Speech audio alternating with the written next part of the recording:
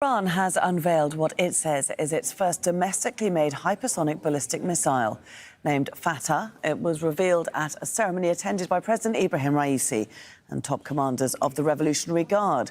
Hypersonic missiles can fly on a complex trajectory at least 5 times faster than the speed of sound. Wow. That makes them difficult to be intercepted. Yep. Dorsa Jabari joins us now live from Tehran. Dorsa, tell us about this development of a hypersonic missile. Okay, so this is a huge development, a huge matter for the warfare between Israel and Iran. Looks like, this can potentially even change the game, simply because what they have now is something that can not only fly so fast, but also they are almost undetectable through radar. So what Iran has now, with this hypersonic ballistic missile, should worry Israel and the United States. This is not something anybody would play game with. Remember, the reason North Korea is almost out of touch by anybody is because of these missiles they have, the missile capacity they have developed over the years. If Iran has those similar missile capability, then obviously this is going to put Iran at a much different place in the world politics, especially when it comes to war, not only just with Israel and US, but also trouble with Turkey or Armenia or Azerbaijan. I know that Turkey, they are supporting Azerbaijan, but Iran is supporting Armenia, and Iran is not liking Turkey for that. So this is also going to have an impact on those wars. It's a very, very interesting development. Let's take a listen a little bit more. Well, this is the first in Iran's ballistic missile arsenal. It was first announced by the Aerospace Division of the Revolutionary Guard back in November. And finally, today it was unveiled to the high-ranking officials in the capital by the head of the Aerospace Division of the Revolutionary Guard, Commander Amir Ali Hajizadeh.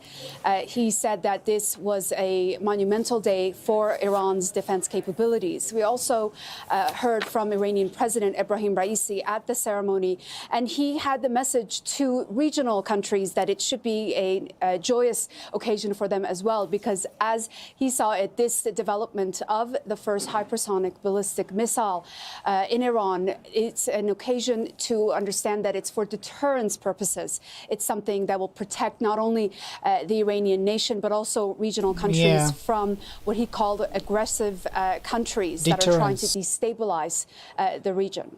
He may call it a deterrent, but what do we make of the timing of the announcement?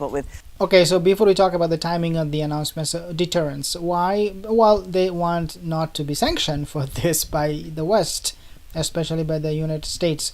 Iran has a very good relationship with the EU, because EU, remember, the European Union, they tried to revive the deal that was made by Iran president that time, and also with Barack Obama.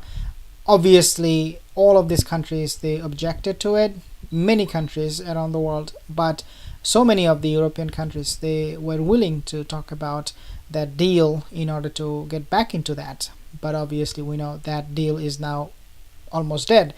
And so Iran, when they talk about deterrence, it doesn't really is for that purpose. It is about for also going on the offensive. Would this missile system fall into the hand of Hezbollah or Islamic Jihad in Palestine? It is something possible. Iran can supply those technologies to them and to make some kind of similar missiles that can be used against Israel by these proxies like Hezbollah and other entities in the Middle East. Let's take a listen a little bit more. The US Secretary of State arriving in the region, and Iran expected to reopen its embassy in Saudi this week. Well, it's certainly not a coincidence. I think this was a very much choreographed event by the Revolutionary Guard and the Defense Ministry to announce this development on a day when Iran is supposed to open its embassy in Riyadh. But also the U.S. Secretary of State Anthony Blinken will be in Saudi Arabia to discuss also Iran nuclear ambitions as well as its defensive capabilities. The other issue is that there is a event coming up in October. There is a UN Security Council embargo on Iran purchasing or selling any advanced technology related to its ballistic missile program. That resolution is due to be lifted in October as a result of the 2015 nuclear deal. The Iranians making this announcement of the first ever hypersonic ballistic missile certainly aimed at proving that their advancements continue despite the limitations that's been set on them by the international community. And also they're opening up to the global market. This technology will be technically up for sale in October when that UN Security Council embargo is lifted. So it's a message both of deterrence and also that Iran's defensive capabilities will be up for sale as well. Absolutely. I mean, this is a technology that is being sold by Russia to many countries. Even Chinese, they sold this technology to the North Koreans. So why not Iran to other countries like, maybe even Russia?